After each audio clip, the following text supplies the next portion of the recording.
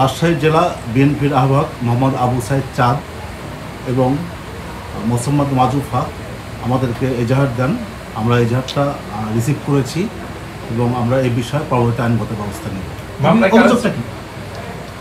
অভিযোগটা এটা পূর্বে একটি ঘটনাকে কেন্দ্র করে তারা একটি হত্যা মামলা দায়ের করেন।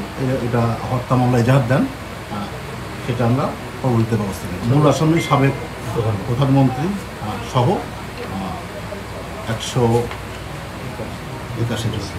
আমার আব্বা 2015 সালের 5 জানুয়ারি আর কি একটি আমাদের সাংগঠনিক প্রোগ্রামে, যে সাংগঠনিক প্রোগ্রামে আবু সাইদ চাঁদ ভাই ছিল, সেই সাংগঠনিক প্রোগ্রামে আমার আব্বা যায় এবং সেখানে তিনি মাথায় গুলিবিদ্ধ হয়ে স্পটে তিনি শাহাদাত বরণ করেন। এই কথাগুলো আমরা আমাদের সাক্ষী যারা আছে, আমরা সেখানে আমার মা বা আমরা ছিলাম না, কিন্তু সেই সাক্ষীগুলো থেকে আমরা শুনেছি।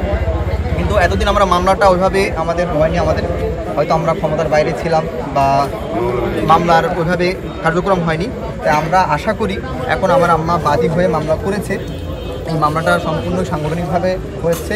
আমরা যেন সংগঠনকে অসংখ্য ধন্যবাদ জানাচ্ছি, আবু সাইদ চাঁদ ভাই সহ তারিক স্যার সহ যারা সাংগঠনিকভাবে আমাদের মামলাটা চালাবেন আমরা আশা করি, এবং আমরা আমার বাবার হত্যার সুষ্ঠু বিচার চাই। আমরা এনজিওর কিস্তি প্রথমবার বিকাশ পেমেন্ট করলেই 20 টাকা ইনস্ট্যান্ট ক্যাশব্যাক।